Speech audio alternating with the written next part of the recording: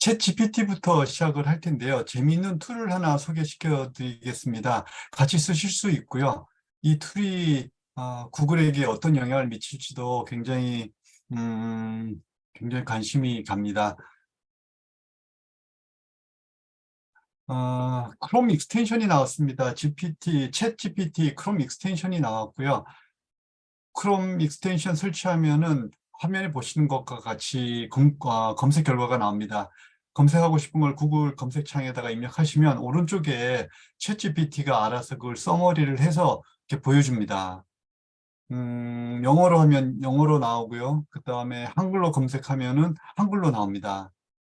뭐 요거는 사실 위에, 이게 앞에서 보셨듯이만 이제 이게 광고가 나오거든요, 사실은. 이제 제일 위에 광고가 나오고, 한국도 마찬가지로 광고가 나오는데, 음, 사실은 구글은 이걸로 돈을 버는 거죠. 이걸로 돈을 버는데, 돈을 버는 규모가 어마어마합니다. 구글의 수익의 80% 이상이 여기서 나온다고 하고요. 근데 이제 이거를 찾아가서 하나하나 읽을 거냐, 아니면 챗 GPT가 여기처럼 이렇게 요약해 주는 거를 읽을 거냐, 이제 전쟁이 벌어진 것 같습니다. 이거 지금 쓰실 수 있고요. 쓰시는 방법 알려드리겠습니다. 구글 검색창을 여셔가지고요. 이렇게 한번 입력을 해보십시오. 챗 GPT 크롬 익스텐션이라고. 저도 같이 해보겠습니다. 음. 자, 구글 창을 여시고요. 여기다가 챗 GPT 크롬 익스텐션이라고 이렇게, 예, 입력하시고요. 그러면 제일 위에 챗 GPT 크롬 익스텐션이라고 나옵니다. 이걸 이렇게 클릭하시고요. 네. 그 다음에 크롬에 추가라고 되어 있는 것을 누르십시오. 네. 그러면 확장 프로그램에 추가.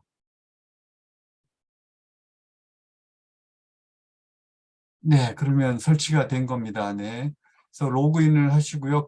만약에 구글 계정으로 만약에 로그인을 하셨으면, 추가 가입 절차 필요 없고요. Continue with Google, 요걸 밑에 걸 누르시면 됩니다. 네. 제 계정이고요. 네. 자, 됐습니다. 네. 그러면 이제부터는 구글 검색을 하면 아까 보셨던 것과 같은 그런 화면을 보실 수가 있습니다. 그리고 따로 챗GPT랑 뭐 이렇게 챗을 하고 싶다 그러시면 위에 이렇게 보면 퍼즐 같이 되어 있는 아이콘이 있거든요. 이건 누르시면 이게 확장 프로그램입니다. 이걸 이렇게 누르시면은 방금 전에 설치한 챗GPT 크롬 익스텐션이라고 이렇게 나옵니다. 이렇게 해서, 네, 요거를 여기에 이렇게 고정이라 되어 있는 거를 누르시면 옆에 이렇게 나오거든요. 그래서 요거를 누르시면은 그 화면으로 이동을 하게 되겠고요. 이게 일단 설치가 됐으면 아까 검색한 것과 같이 한글로 검색을 하면 오른쪽에 챗GPT가 전체 내용을 요약을 해서 보여줍니다. 메타버스를 한번 검색을 해볼까요? 메타버스.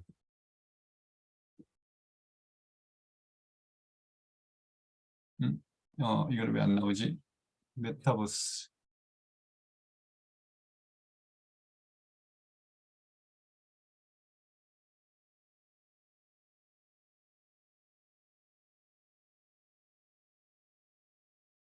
음, 설치가 됐는데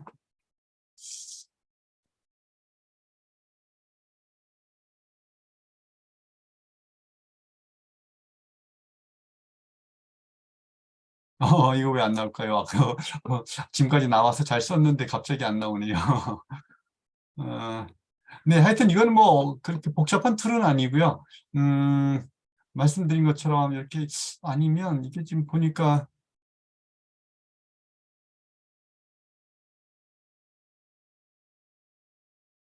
챗 GPT 크롬 익스텐션이 있고, 그다음에 여기 보니까 챗 GPT4 구글이라고 있던데 이것도 같이 설치를 해야 되나 봅니다.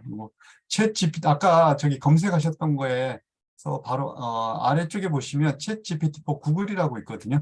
이것도 같이, 예, 설치를 하시면, 네. 음, 네, 그럼 다시 한번 해보겠습니다. 네, 메타버스. 이제 되네요. 예. 그거를, 네네네, 저기,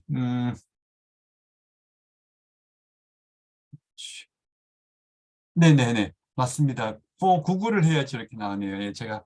네.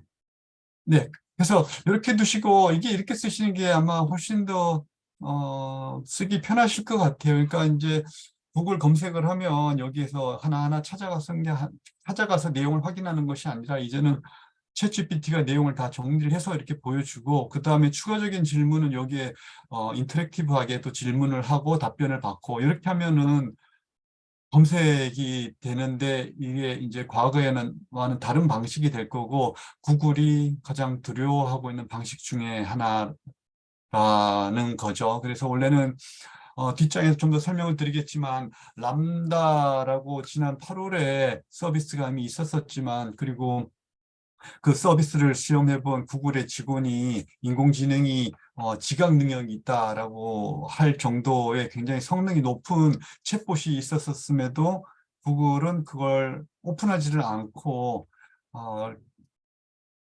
본인 이렇게 일부 연구자들만 쓰게 한 거는 음, 아까 말씀드린 것 같이 어떤 광고라든가 이런 부분들이 본인들의 실질적인 수익원과 상충되는 부분이 있기 때문일 거다라는 게 일단은 얘기고요.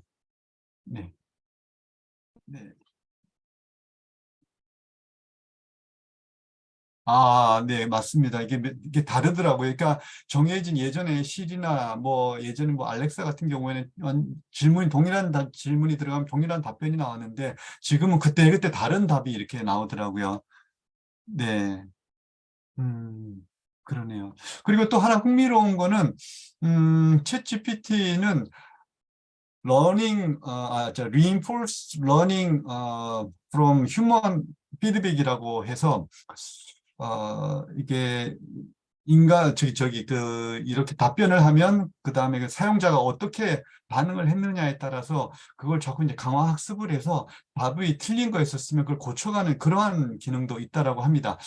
제가 조금 좀 잘 이해가 안 되는 부분이기도 하기는 했는데 그게 무슨 얘기냐면 이게 처음에 학습을 시킬 때 학습시키는 단계에서 이렇게 휴먼 피드백을 줘서 강화 학습을 하는 거는 이해가 되는데 실제 제품을 서비스를 하는 과정에서 이제 뭐 그때 보셨겠지만 일주일 내에 100만 명이 달라붙어서 테스트를 하는데 그 인풋들을 전부 다 분석을 해서 거기에서 피드백을 통해서 개선이 되는 건지 그거는 잘 모르겠습니다. 그런데 이제 외국의 한 웹사이트의 내용은 그렇게 되어 있었거든요. 이 챗 GPT는 람다와 다르게 실질적으로 운영을 하면서 사용자들의 피드백을 받고 점점 이제 개선해 나가는 것이 가능하다라고 했는데, 하여튼 저는 그 부분 100% 이해는 안 되는데, 조금 이따가 그 부분 다시 한번 좀 짚어보도록 하겠습니다.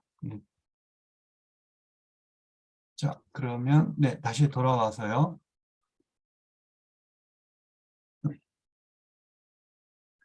네, 그래서 처음 챗 GPT가 나왔을 때 영국의 BBC 방송도 그랬고 구글의 시대는 끝났다라고 했었었죠. 구글의 시대는 끝났다라고 했었습니다. 근데 구글의 생각은 좀 다르다라는 거고요. 구글의 생각은 다르다라는 건데 이게 내용이 조금 상반되는 것 같은 게 상충되는 것 같은 게 한편으로는 대외적으로는 아직 이런 제품을 사용하기에는 좀 어려운 부분이 있다. 챗봇의 어떤 편향성이라든가, 그 다음에 독단성, 그 다음에 정보 가공의 미숙함, 틀린 정보를 마치 진실인 것처럼 얘기한다라든가 그런 부분이 있어서 아직 검색할 수준은 아니다라고 순다 피차이가 얘기를 했다라고 합니다. 아직 가야 될 길이 멀다라는 거죠. 그래서 보수적으로 움직인다라는 건데 아까 앞서 말씀드린 것처럼 지난 8월 달에 나왔던 람다는 아마 이미 벌써 굉장한 수준이라고 합니다. 굉장한 수준이라고 함에도 아직 오픈하지 않는 이유는 물론 위에 있는 그런 염려도 있겠고 아니면 이제 좀 더 본질적으로는 본인들의 음, 수익원에 좀 뭐지, 그 수익원을 다치게 할 수 있는 그런 부분이 있다라고 합니다. 근데 이렇게 한편으로는 대외적으로는 아직은 쓸 게 아니야라고 하면서도 또 한편으로는 코드 레드를 발령을 해서 지금 챗 GPT가 굉장히 위험한 수준이니 여기에 대해서 대비를 해야 된다라고 지금 내부적으로는 지금 코드 레드가 발령된 상황이라고 합니다. 그래서 좀 상반된 지금 내부적으로는 지금 난리 났어 하지만 대외적으로는 아직 쓸 정도는 아니야. 이렇게 지금 보고 있는 것 같습니다. 말씀드린 것처럼 80% 이상이 그런 디지털 광고에서 나오고 있다라고 하고요. 챗봇이 들어가게 되면 아까 보셨던 것처럼 위쪽에 올라가는 광고들은 하나도 보지 않고 건너뛰게 되기 때문에 아마 굉장한 타격이 있을 걸로 지금 보여지고 있습니다.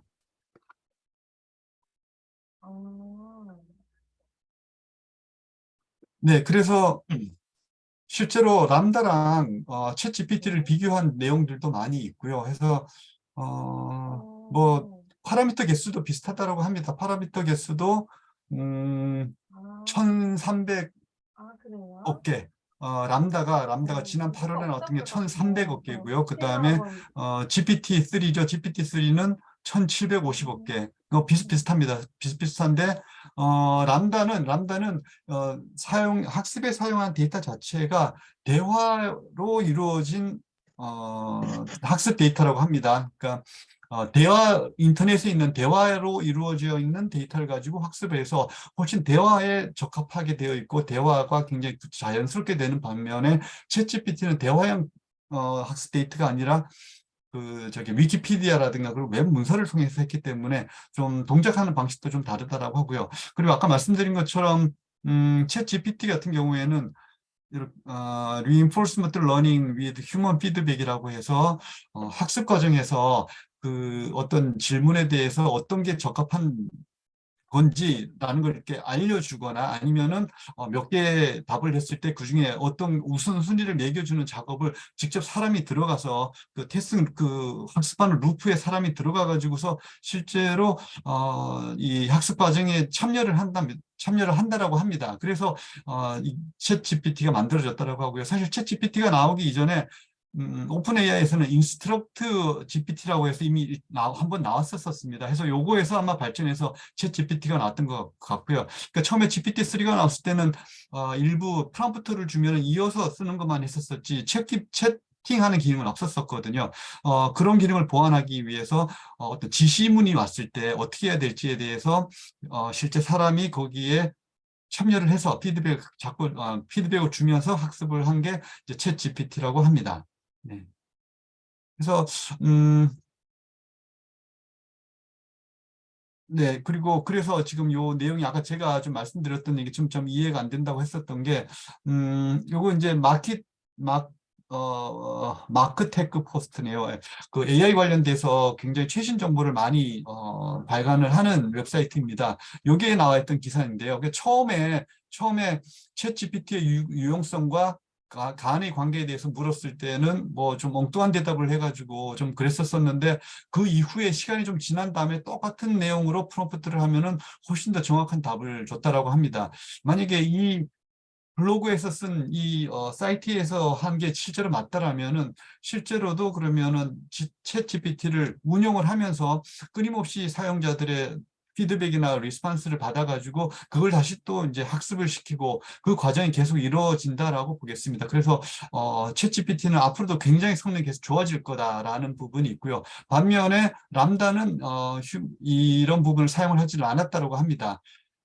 네, 그래서 일단 아마 좀 모양새가 일단 구글을 이런 사이트도 그렇고요. 몇몇 이제 엑스퍼트들이 구글을 좀 자극하는 듯한 좀 글을 좀 많이 인터넷에 좀 쓰고 있는 것 같습니다. 하지만 모든 사람들이 공통적으로 하는 얘기는 구글이 그렇게 쉬운 뭐랄까요, 그러니까 허접한 데가 아니다. 분명히 만약에 뭔가 결과를 낸다면 아마 지금 현재 5월 달에 구글 I.O.가 있거든요. 매년 구글 I.O.가 있습니다. 그래서 구글 I.O. 때 아마 람다의 새로운 버전을 낼 텐데 그때 아마 구글이 아마 작심하고 아마 엄청난 걸 하나 내놓지 않을까. 지금 이대로 그냥 물러설 구글은 아니다라고 지금 생각을 하고 있고요. 이어서 네, 일단 조금 더 뒤에 챗 GPT-4랑 좀 다시 한번 더 얘기를 이어갈 텐데요. 지금 구글과 오픈 AI와의 싸움은 아니고요. 지금 조금 메타가 열심히 이쪽으로 투자도 하고 열심히 했는데 작년에 8월에 블렌더 3가 아주 망했습니다.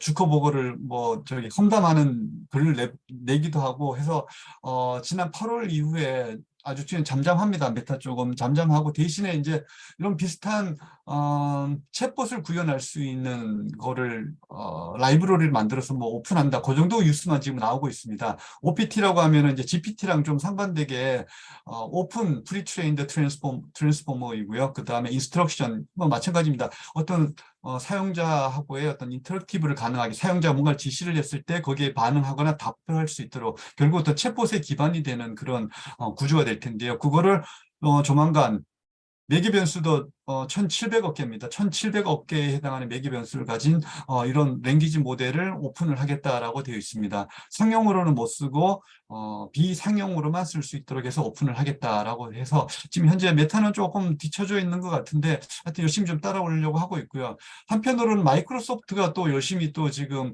뭔가 이 전쟁에 뛰어들려고 하고 있습니다. 근데 마이크로소프트는 자체 언어 모델을 갖고 있지는 않고요. 아시는 것처럼 오픈 AI에 어마어마한 돈을 투자를 했습니다. 그래서 거기에서 나온 결과물 GPT-3라든가 이런 부분을 가지고 자사의 제품에 적극 활용을 하고 있고요. 올 3월에는 빙이 있죠. 빙 사실은 거의 안 씁니다. 빙 거의 안 쓰고 마켓 쉐어가 3% 정도밖에 안 된다라고 합니다. 그래서 여기에다가 챗 GPT를 활용을 한다라고 하는데요. 만약에 빙에 챗 GPT가 들어가서 앞장에서 보셨던 것처럼 검색이 굉장히 인터랙티브해지고 그다음에 굉장히 편리성이 높아진다라면은 구글의 검색과 또 한판 해볼 수 있는 그러한 게 되지 않을까 해서 하여튼 여러모로 올해 상반기 안에 아마 굉장히 큰 채팅하는 인공지능에 대해서는 굉장히 큰 뉴스들이 아마 많이 나올 것 같습니다. 올해 5월 달까지입니다. 아마 5월 달에 구글의 람다가 아마 발표가 될 거고 이미 발표됐는데 훨씬 더 이제 넥스트 제너레이션 람다가 발표될 것 같고요. 이건 3월 달이라고 합니다. 3월 달에 1분기 안에 빙의 챗 GPT가 적용된 것이 나올 거다라고 하고요. 더 이제 중요한 거는 이제 모든 사람이 기대하고 있는 GPT 아, 아, GPT-4는 다음에 얘기를 하겠습니다. 네, 지금 챗 GPT까지 나왔으니까 지금 챗 GPT는 오픈 AI 거고요. 지난주에도 말씀드렸지만 지금 오픈 AI도 이거 돌리는데 학습시키는데 어마어마한 비용이 들고 있어서 어떻게든 수익원을 지금 마련해야 되는 상황이라서 올해부터는 본격적으로 유료화를 진행을 한다라고 하고요. 그래서 뭐 2023년까지 뭐 2천억 원의 매출이었나? 하여튼 그걸 달성하겠다라고 하고 있습니다. 그래서 그 반대 진영에서는 이 모든 기술을 모든 사람들이 쓸 수 있게 하자라고 해서 오픈 소스도 많이 좀 만들어지고 많이는 아니지만 하여튼 몇 개가 지금 시도가 되고 있고요. 그 다음에 재미있는 거는 이게 메타 쪽 소속 사람인 것 같습니다. 해서 AI 시스템을 리버스 엔지니어링 해서 이렇게 오픈 소스로 무료로 제공하는 그러한 사람인 것 같은데요. 구글의 모델하고 그다음에 아까 앞에서 보셨던 reinforcement learning with human feedback 이라는 두 가지를 합해서 모델을 만들었다라고 합니다. 모델을 만들었다고 하는데 안타까운 거는 이거를 학습할 자원이 없어서 일단 모델을 만들었는데 학습은 각자 알아서 하세요. 지금 그런 상황인 것 같습니다. 2020년 연구조사에 의하면 한 15억 개 정도 개발하는데 160만 달러, 그러니까 160만 달러면은 16억인가요? 16억 원인가요? 네, 16억 원 정도가 든다라고 합니다. 그리고 마찬가지로 블룸도 저기 오픈 소스이고요. 오픈 소스이고 누구든 갖다 쓸 수 있는 오픈 소스 언어 모델인데 이것도 학습하는데 3개월을 GPU 384개를 3개월 동안 돌렸다라고 하네요. 하여튼 지금 어마어마한 돈이 들고 있다라고 하고요. 오픈 AI GPT-3의 실행 비용만 연간 8만 7천 달러라고 합니다. 해서 지금 인공지능 대중화에 결국은 이 돈이 지금 또 발목을 잡을 수도 있을 것 같고요. 물론 과거에 비하면 어마어마하게 준 겁니다. 과거에 비하면 학습에 필요한 비용이 어마어마하게 줄었고요. 학습에 필요한 비용이 어마어마하게 줄은 이유는 하드웨어입니다. 하드웨어가 굉장한 발전을 이뤘습니다. 특히 GPU 쪽 기술이 어마어마하게 발전을 이뤄서 옛날에 뭐 한 달 걸렸던 거를 뭐 며칠에 학습할 수 있도록 하면 다 하드웨어 덕이거든요. 해서 그렇게 많이 줄었음에도 여전히 이렇게 많이 든다라고 합니다. 그래서 지금 오픈 AI에서도 좀 유료화하겠다라고 하고 있고, 그래서 지금 뭐 계속 얘기하고 있지만, 말씀드리고 있고, 뭐 많은 이제 곳에서 얘기 나오는 것처럼 이 인공지능 연구가 빅테크 기업이라든가 진짜 극소수 일부 기업에서만 진행될 수밖에 없는 이유가 이렇게 어마어마한 진짜 천문학적인 비용이 드는 거고, 그렇게 해서 나온 그 결과물들이 일부 인원들에 의해서만 사용된다라면은 이게 과연 바람직한 모습일까라는 부분에 대해서는 계속 지적이 있는 거고요. 물론 이런 문제를 해결하기 위해서 보시는 것처럼 블룸이라든가 이런 오픈소스 모델이 나오고 있지만, 모델이 나왔음에도 이거를 정작 학습시킬 수 있는 리소스가 없어서 어려움이 있는 것 같고요. 아이디어들을 계속 내고 있는 것 같습니다. 여기에서 제가 말씀드리지는 않았는데, 이런 또 학습을 비트토론트와 같은 형식으로 모든 개인들이 갖고 있는 GPU 리소스를 조금씩 빌려서 쓰는 그런 모델도 나오고 있기는 한데요. 그렇게 해서 이렇게 뭐 오픈 AI라든가 구글이 돌리는 그런 인공지능 학습에 따라갈 수 있을지는 좀 의문스럽습니다. 네, 그리고 GPT-4 말씀을 드리겠습니다. GPT-4가 네, 올 초라고 하고요. 올 초라고 하고요. 아마 3월 이전이 될 가능성이 높다라고 합니다. 3월, 예, 3월 달에 낼 가능성이 높다라고 그러고요. GPT-4가 이제 튜링 테스트를 통과했다라고 하는데 별로 의미는 없다라고 합니다만, 사실은 왜냐하면 튜링 테스트를 통과한 컴퓨터는 예전에도 있었었거든요. 근데 하여튼 뭐 이런 의미를 굉장히 의미 있게 지금 기사가 나오고 있기는 합니다. GPT-4가 튜링 테스트를 통과했다는 얘기가 있고요. 예, 아까 말씀드린 것처럼 월스트리트 저널에서도 2023년 일상을 변화시킬 기술 중에 하나로 AI 챗봇을 선정을 했고요. 네. 네. 일상을 변화시킨다라고 하면 아마 그 중에 아마 이런 게 있을 겁니다. MS 워드 많이 쓰시죠. 구글 시트도 많이 쓰시고, 뭐 MS 엑셀도 뭐 많이 쓰시고요. 막 많이 쓰실 텐데, 이제 이런 부분, 이런 응용 프로그램에 AI 도구들이 내장돼서 이제 사람들을 작업을 훨씬 쉽게 할 것이다. 라는 예측이 지금 나오고 있습니다. 그래서 GPT-4에는요, 지금 매개 변수가 1조개가 될 거라고 합니다. GPT-3는 참고로 1750억 개입니다. 1750억 개인데요. 한 10배 정도, 아니, 10배 아니고요. 5배 정도 더 높아질 거라고 합니다. 음, 사실 매개 변수가 1조개가 넘는 거는 이미 있었습니다. 2021년도에 있었을 겁니다. 구글에서 나온 1조 6천억 개의 매개 변수를 가진 스위치가 있었었고요. 중국에서도 1조 7천억 개가 있었었는데 별로 조명을 받지 못했던 이유는 GPT-3는 1750억 개였는데 이거를 풀로 다 쓰거든요. 풀로 다 쓰는데 구글의 이제 스위치 트랜스포머라든가 이런 부분은 음, 이거를 액티베이티드라고 해가지고요. 이 많은 개수의 매개 변수를 전부 사용하는 게 아니라 상황에 맞게 그때그때 일부 파라미터만 쓰는 걸로 그렇게 되어 있다고 합니다. 그래서 당시에 이미 GPT-3는 2020년, 이건 2021년에 나왔는데요.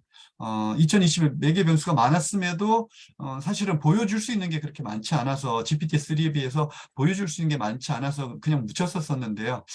다시 한번 이제 GPT-4가 1조 개가 넘는 파라미터를 가지고서 학습을 이미 시작했다라고 합니다. 11월 달부터 지난 11월 달부터 GPT-4 학습을 시작했다라고 하고요. 네, 뭐 이런 보니까 인터넷에 트윗이라든가 이런 걸 통해서 이렇게 소문들이 간간히 이렇게 들리더라고요. 그래서 이미 시작을 했다라고 그러고 조만간 뭐 파인 튜닝하고 해서 아마 뭔가가 나올 것 같은데 여기 4개 변수가 1조 개가 넘는데 이 부분에 대해서도 이게 아마 전부 다 쓰지는 않을 것 같고 이제 실행을 할 때 전부 다 쓰지는 않을 것 같고 여기에서 사용한 것처럼 이렇게 스파슬리 액티베이티드한 방식이 되지 않을까 그렇게 지금 예상을 좀 하고 있습니다.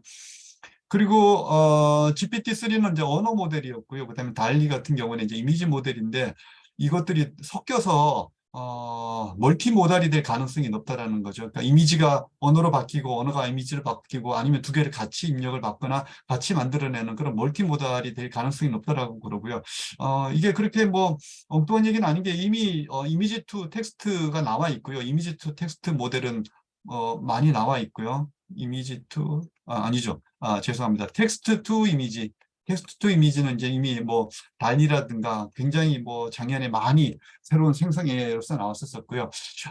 이미지 투 텍스트가 네, 요게 이게 좀 나름 기술 발전을 많이 이뤘고요. 뒤에도 보시겠지만 실제 예전에는 사진 하나 주고 이게 무슨 그림이냐 맞추는 거는 이제 뭐 거의 뭐 굉장히 이제 잘하는 수준인데 그걸 넘어서서 그림에 이제 다양한 객체들이 있을 때 그 객체들 간의 관계를 설명을 한다든가 전체적인 그 사진의 내용을 설명하는 것까지는 아직 조금 뭐 충분치는 않은데 아마 그런 것 부분까지 다 커버가 되지 않을까 지금 그렇게 예상을 해보고 있습니다. 네. 근데 워낙 GPT-3랑 챗 GPT에서 사람들을 많이 놀라게 했기 때문에 GPT-3에서 어마어마하게 사람들을 놀라게 했었고요. 그다음에 2년이 지나서 챗 GPT에서 또 한 번 사람들을 굉장히 많이 놀라게 했기 때문에 사람들이 GPT-4에 대해서도 굉장한 큰 기대를 갖고 있는데 이게 항상 보면 기대가 큰 만큼 실망도 컸었어서 이게 진짜 얼마 안 남았거든요. 한 2, 3개월 있으면 이제 GPT-4가 나올 텐데 다시 한번 저희를 놀래킬 건지 아니면은 그래 그 정도는 예상을 했었어가 될지 좀 지켜볼 일일 것 같습니다. 네.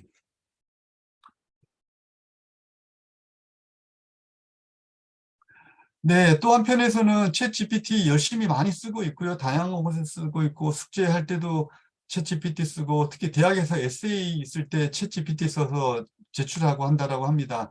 그리고 인터넷에 스택 오버플로우라고 유명한 그 웹사이트가 있습니다. 특히 프로그래밍이라든가 정보 기술 쪽에 질문이 있으면 여기에 올리면 굉장히 유용하게 답을 얻을 수 있고 굉장히 뭐 저도 많이 참고를 하는 곳입니다. 여기에서 챗GPT로 만든 답변은 쓰지 못하게 막았습니다. 챗GPT 금지이고요. 금지고요. 일단 템포럴이라고 합니다. 템포럴이라고 하고요. 이유는 네. 이유는 이유는 여기를 봐야 되겠네요. 예. Average rate of getting correct answer too low라고 합니다. too low. 예. 이게 현재 지금 챗GPT의 가장 큰 문제인 것 같고요. 네. 그래서 현재 틀린 답변을 너무 많이 해서 도저히 쓸 수 없다라고 해서 지금 스택 오버플로우에서는 더 이상 사용하지 못하게 챗 GPT로 만든 글은 여기에 올리지 못하도록 이렇게 되어 있다고 합니다. 음, 이거 어떻게 금지할 수 있을까요? 이게 어떻게 금지할 수 있을까요? 그냥 사람들에게 부탁해서는 안 될 일일 것 같고요. 어, 이거를 챗 GPT로 생성한 거냐라는 거를 검증해내는 또 툴을 또 만드신 분이 있다고 합니다. 챗 GPT 일반적으로 인공지능이 만든 텍스트인지 아닌지를 만들어낼 수 있는 그런 툴이 또 나왔다라고 하고요. 또 두 번째는 챗 GPT에서 이 워터마크를 찍어낸다라고 합니다. 앞으로는 워터마크를 찍어서 여기에서 만든 챗GPT가 만들어낸 글에서는 어떤 워터마크를 써서 이거는 챗GPT에서 만든 것임을 알 수 있도록 한다라고 합니다. 이게 구체적으로 어떻게 동작하는지는 잘 모르겠습니다. 그림이 아닌데 텍스트로만 되어 있는데 이거를 텍스트에다가 워터마크를 넣는다라는 건데 이것도 재미있을 것 같긴 한데 하여튼 어떤 그런 방법을 써서 어떤 텍스트를 갖다 카피해서 붙이면은 이거는 챗GPT가 만든 거야라는 걸 알 수 있게 만든다라고 합니다. 네. 교장 선생님, 네. 지난번에 저는 그냥 약간 뭐 지리적인 그런 물어봤는데 챗GPT한테 예를 들어 챗GPT한테 야 네. 파이썬으로 헬로 월드 짜봐 이렇게 하면 짜주나요? 그건 누워서 떡 먹기인데, 그거는. 아니, 그건 야, 누워 떡 먹기, 그 정도가 아니라, 예. 파이썬으로 뭐 누구에게 메일을 보내는 프로그램을 짜달라고 한다든가, 수백 줄 되는 것도 짜달라고 하면 짜줘요. 아, 그러면 현실적으로 진짜 개발하는데 도움도 될 수 있을 뿐더러 그럼요, 그럼요. 또 진짜 개발자들의 일자리에서 뺏어가겠네요. 뺏어갈 와, 수가 있겠죠.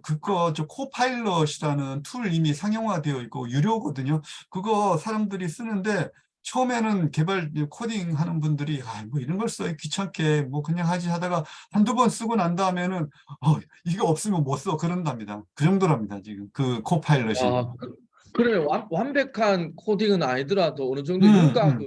짜는 거는 도움을 실제로 받을 수 있다는 얘기네요, 그죠? 그럼요. 어마어마하게 봤는데요. 이거 없으면 못 한다고 할 정도라고 합니다. 지금. 그 아까 말씀한 툴 이름이 뭐라고요? 코파일럿? 코파일럿? 코파일럿? 코, 아, 왜냐면 코. 우리 회사에서 개발 많이 하니까 음, 그냥 뭐 스타디 차원이 아니라 활용해 봐야 되겠네. 어, 유료예요. 유료. 네. 어, 그 말씀드린 대로 그냥 헬로 월드가 아니라 뭐 한 몇백 줄 되는 코드 그냥 줄줄 다 짜내고요. 네, 네. 뭐 아니 엄청납니다. 지난번처럼 그러면 챗 GPT로 한번 일단 해보세요. 해볼까요? 파이썬 한번 그 진짜로? 예. 아이고.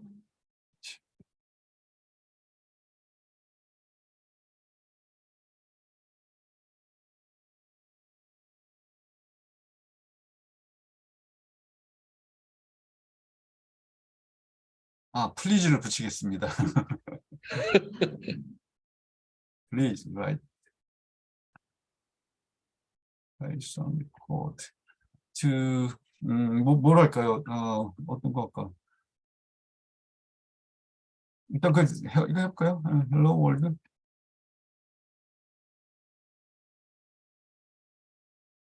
쉬워, 쉬워. 네. 와, 지금 놀래 자빠지겠네 진짜. 뭐가 있을까요? 좀 긴 거 한번 해볼까요? 놀래 자빠지겠네. 이메일. 이, to 이렇게 볼까요? gmail.com.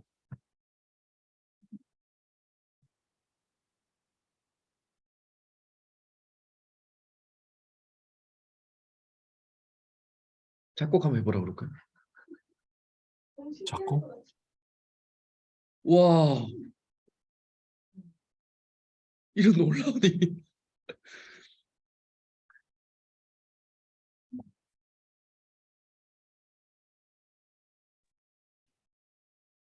네, 하여튼 이 정도입니다. 이 정도.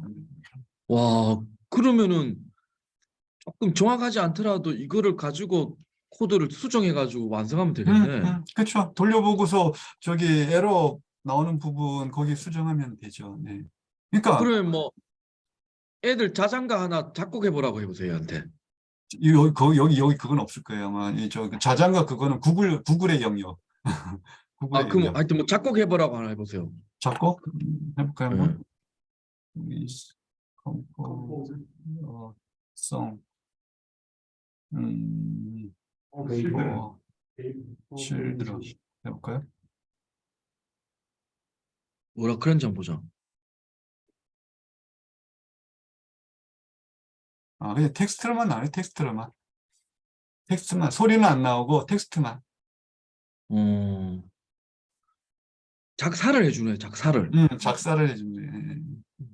그래도 공연 붙이면 그러니까 이게 야, 이제 나중에는 지금은 텍스트로만 되는 거예요. 그러니까 챗 GPT는 텍스트 기반의 챗봇인 거예요. 근데 이게 조만간 언어로 된다면 이제 말로써 하겠죠. 말로써. 진짜 말로 하는 세상이 오면 그때는 진짜 세상이 어떻게 되나요, 그럼?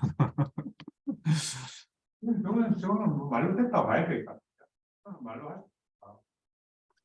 아직은 이제 요즘 다른 뉴스인데요. 저기 애플이 그 오디오북 시장에 들어가서 책을 인공지능이 읽어주는 제품을 냈다라고 하거든요. 그거는 그만큼 인공지능이 읽어줘도 사람이 읽는 것과 구분이 안 될 정도로, 그죠? 완전히 사람처럼 똑같이 말을 한다라는 거거든요. 사실 옛날에 인공지능이 이 텍스트를 읽으면 들으면 알 수가 있거든요. 이렇게 띄어쓰기, 띄어읽기라든가 이런 부분에 아주 어색한 부분이 있거든요. 근데 지금은 완벽하다라는 거거든요. 그러니까 텍스트를 스피치로 만드는 거는 완벽합니다. 근데 이제 문제는 이제 사람의 말을 얼마나 잘 알아듣느냐의 문제인데 그 부분이 아직은 조금 어려운 부분이 조금 있는 것 같아요. 아직. 물론 옛날에 비하면 이것도 인공지능 기술에 의해 가지고 굉장히 이해하고 정확하게 파악하는 기술이 높아졌지만 그럼에도 아직은 조금은 좀 어려운 부분이 있는 것 같습니다. 네. 네, 그렇고요. 네, 요건 한번 네, 챗GPT는 뭐 뭐든 테스트 해보실 수 있으니까 한번 해보시고요. 자, 그리고 또 이거 또 있습니다. 저기 학교에서도 챗 GPT로 만든 거는 못 씁니다. 앞으로는. 네, 챗 GPT로 쓴 거는 못 쓰고요. 뭐 당연할 텐데. 근데 재미있는 이제 논쟁이 붙었습니다. 우리 얀 루큰 선생님께서 장난하냐 지금. 그러면 라지 모델이 아니라 그러면 스몰 모델은 되느냐라고 지금 하면서 이게 생성뿐만 아니라 그 스펠링 체크라든가 뭐 이런 것도 전부 다 저기 인공지능으로 하는 건데 그러면 이런 것도 하지 말라는 얘기냐라는 얘기도 있고요. 그 다음에 이렇게 하면 진짜 이건 답이 아니다. 특히 뭐 영어 못 쓰는 국가에 있는 사람들은 어떻게 하라는 얘기냐. 이제 그렇게 지금 논쟁이 엄청 붙어 있다라고 합니다. 이거에 대해서. 그 IBM이 예전에 그 뭐 무슨 퀴즈 대회 자기네들 그 왓슨 임금 내세워 음. 가지고 뭐 이겼니 말았니 뭐 그거 있었잖아요. 예, 예. 그때 그러면 얘도 진짜 이 정도면 퀴즈 대회 나가면 1등 할 것 같은데 이거 뭐 적수가 없죠. 이건 적수가 없죠. 예. 족수가 없을 것 같아요, 그죠? 예, 물론 이제 최신 뭐 일주일 전에 나온, 2주일 전에 나온 정보에 대해서는 모르겠죠 아마. 예, 예. 그렇지만 어, 자기가 학습한 데이터에 대해서는 사람하고 이제는 경쟁이 안 되죠 이제는. 진짜 그럴 것 같아요. 예, 예. 와. 자, 근데 한편에서는 또 법적 규제 얘기가 계속 나오고 있습니다. 지금 미국이랑 유럽에서도 인공지능법이 지금 통과할 거고요. 미국에서도 채용할 때 이게 편견이 있었느냐, AI를 사용한 편견이 있었느냐 그런 법이 곧 발효가 된다라고 합니다. 그래서 법적 규제도 계속 된다고 그러고 우리나라도 지금 이런 인공지능에 관련해서 견제할 수 있는 그런 법적 장치들이 계속 준비가 되고 있다라고 하고요. 근데 물론 이런 부분은 필요한 부분이 있는데요. 이게 또 약간 또 그레이 영역이 또 있습니다. 그레이 영역이 있어서 이게 양날의 검 같은 부분이어서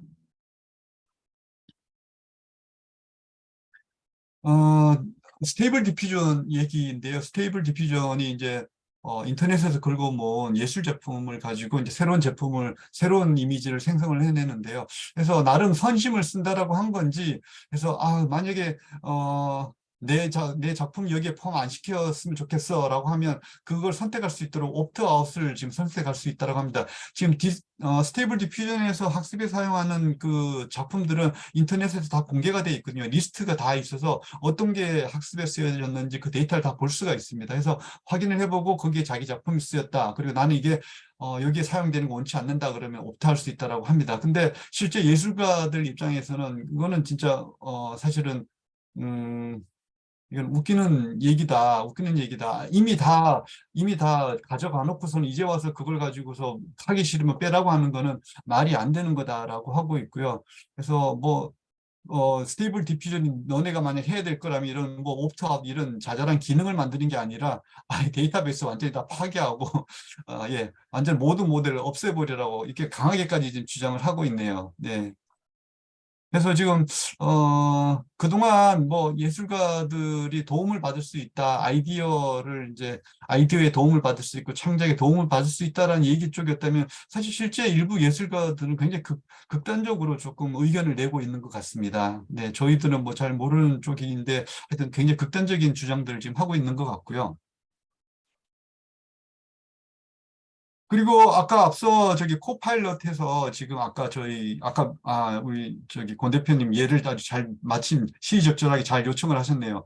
아까 보여드렸던 그 코드 짜는 거, 뭐 이메일 보내는 코드 이런 건 사실 이메일 코드는 뭐 워낙 저기 많이 알려져 있고 해서 문제가 안 되는데 그중에 또 굉장히 좀 어떤 개발자의 아이디어가 들어간 코드들이 있거든요. 이제 그런 코드들까지 다 학습을 해가지고서 사용자가 어떤 코드를 만들어주면 하면 그걸 이제 보여줄 때 문제는 사실은 이제 기터브에 올라가는 건 다 오픈이기 때문에 누구든 공짜로 쓸 수 있거든요. 공짜로 쓸 수 있는데 공짜로 쓸 때 조건이 있습니다. 조건이 뭐냐면은 쓸 때 이게 뭐죠? 어, 여기다가 안 적어놨네요. 그러니까 이 저작 나름 라이센스가 있거든요. 라이센스가. 그래서 이건 누구에게 저작권이 있고 이게 어떤 뭐 GPL 라이센스다, 뭐 무슨 라이센스다라고 해서 그런 조건을 항상 이렇게 제시를 하고 보여주게 되어 있습니다. 이제 지금 그런 게 없는 거죠. 그래서 지금 소송이 걸렸습니다. 현재 소송이 걸려 있고요. 지금 재판이 진행 중인 상황이라고 합니다. 만약에 이게 그 소송한 사람들이 승소를 하게 되면 이제 학습 데이터는 이제 어려워지게 되겠죠. 그래서 아까 보셨던 그런 기능들을 앞으로 계속 쓸 수 있을지 그것도 좀 의문시 되는 상황이기는 합니다.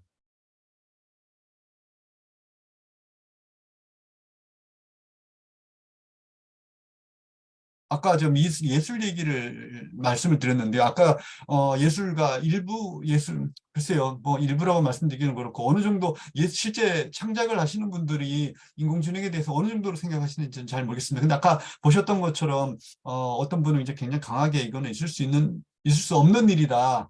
이거 가지고 예술에 인공지능이 사용되면 안 된다라고 이제 강하게 얘기를 하고 있는 상황인데요. 예전에 사진이 처음 나왔을 때도 좀 비슷한 그런 반응들이 있었다라고 합니다. 사진이 처음 나왔을 때 예술가들 사이에서 또 비슷한 뭐 얘기가 있었다 그러고요. 뭐 기술 복제 이런 부분이 예술가들의 굉장히 위협적이다라는 그런 얘기가 있었었는데 결국 궁극적으로는 예술의 민주주의를 이끌었다 그런 평이 있다라고 합니다. 그래서 이런 인공지능이 지금까지는 일부 뭐 재능 있는 사람들의 창작물이었다면은 앞으로는 좀 더 많은 사람들이 자신의 아이디어를 예술 작품으로 만들어내고 모든 사람이 또 즐길 수 있는 그런 또 다른 민주주의 시대가 올 수 있는 건 아닌가라는 거를 조금 한번 생각해 볼 필요는 있겠습니다. 네, 그리고 우리나라 얘기 조금 해보겠습니다. 이게 또 재미난 얘기였는데요. 이거 저도 진짜 처음 봤는데 우리나라가 세계 유례 없는 개인정보법을 갖고 있다라고 합니다. 예로 하나 드는 게 CCTV에 지금 저기 주차장에 보면 자동으로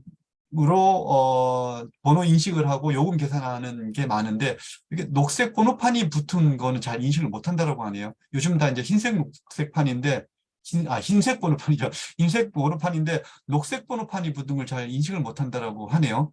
네.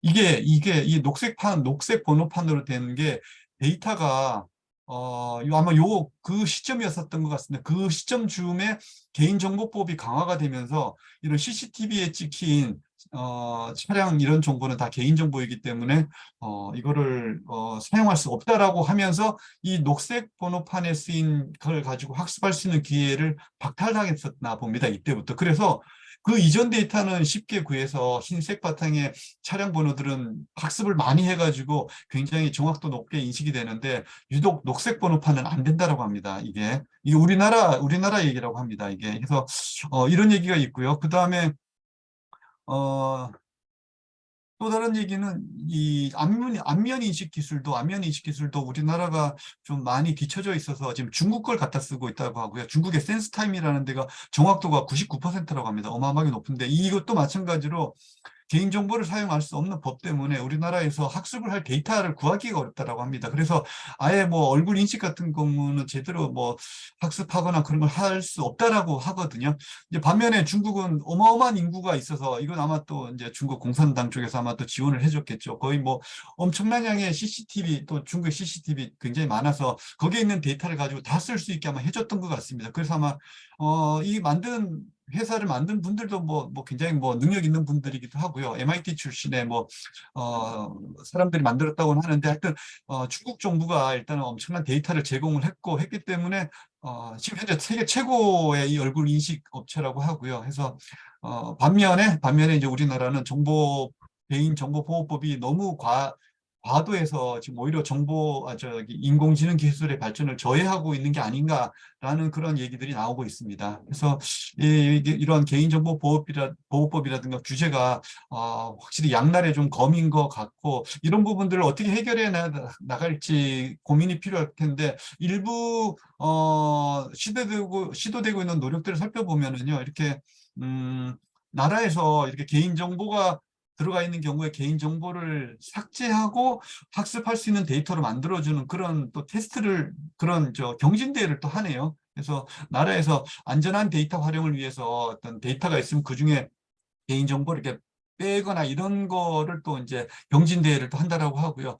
구글에서도 이런 작업은 또 많이 하고 있나 봅니다. 특히 구글이 의료 데이터를 많이 가지고 의료 쪽에 인공지능 서비스라든 걸 많이 준비를 하고 있거든요. 그래서 의료 데이터에도 보면 개인 데이터가 많이 있는데 그런 경우에 개인 데이터들을 빼는 그런 기술을 만들고 또 그런 것도 많이 지금 연구를 하고 있다고 합니다. 그래서 앞에서 또 그런 어려움들이 있으면 또 이렇게 또 그런 부분을 어떻게 해결해 나갈지 기술적으로 또 그 돌파구를 찾아가는 그런 노력들도 지금 계속 같이 진행되고 있습니다.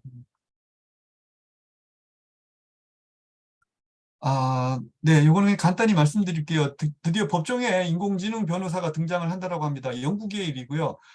피고인이 스마트폰을 가지고 들어가서 스마트폰을 이제 가지고 이어폰을 이제 끼면은 그 스마트폰을 통해서 법정에서 발언되는 모든 내용들이 스마트폰으로 들어오고 그러면 인공지능이 그 말을 듣고 이해를 해서 뭘 어떻게 대응을 해야 될지 스마트폰을 통해 가지고 그 이어폰으로 내용을 얘기를 해준다라고 합니다. 그래서 지금 최초라고 하고요. 세계 최초로 영국 법정에서 지금 인공지능 변호사가 등장을 해서 예, 어, 뭐 변론을 하든 사전 합의를 할 예정이라고 합니다. 네.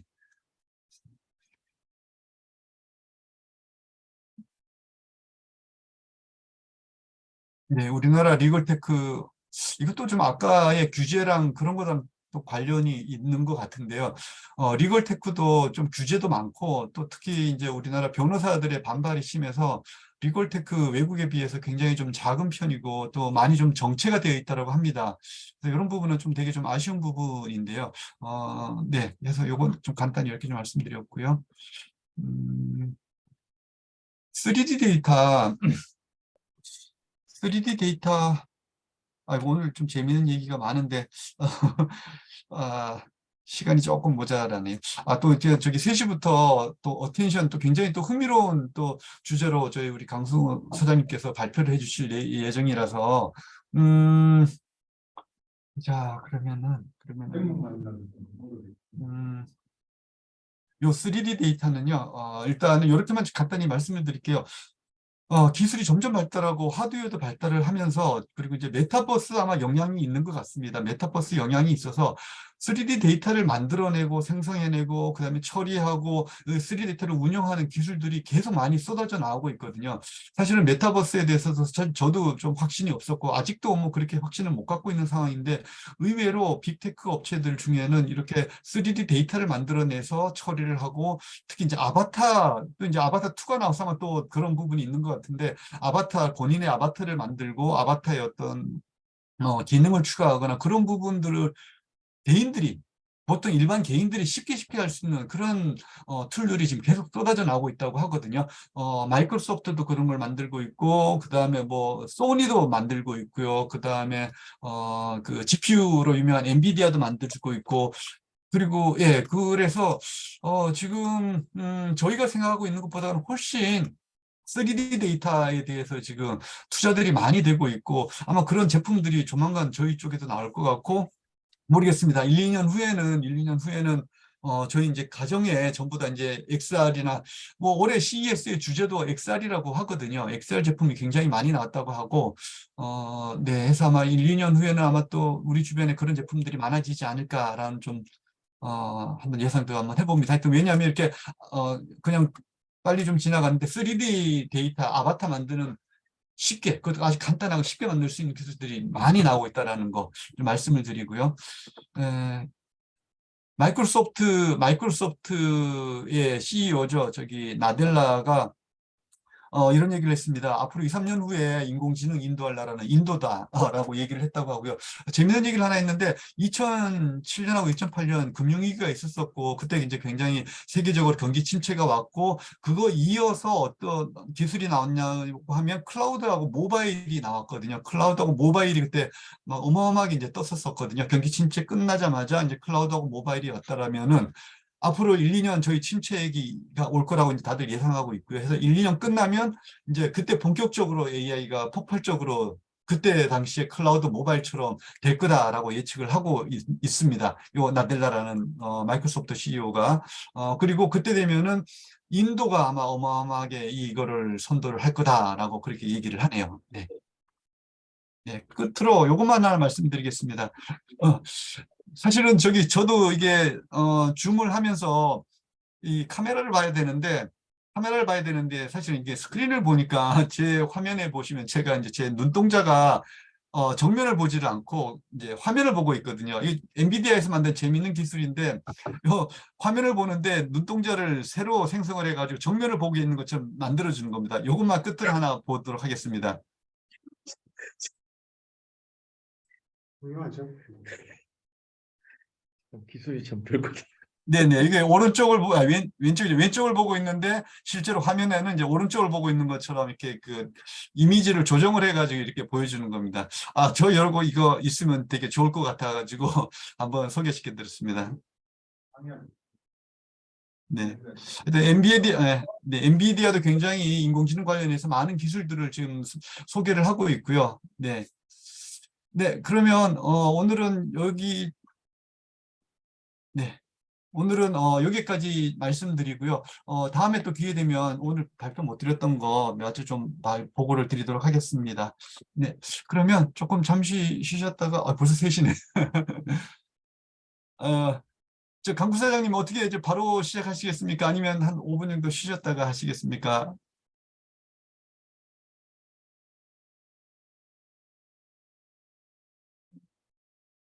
3시 5분쯤 시작하겠습니다. 네, 예, 그러면 3시 5분에 그러면 시작하겠습니다. 네, 어텐션, 예, 굉장히 요즘 뭐 이미지뿐만 아니라 언어 쪽에서, 그러니까 반대로 말씀했습니다. 언어뿐만 아니라 이미지 쪽에서도 굉장히 많이 쓰이고 있고요. 굉장히 흥미로운 기술이니까, 예, 좀 이따 같이 듣도록 하겠습니다. 네, 네, 고맙습니다. 감사합니다. 네, 고맙습니다.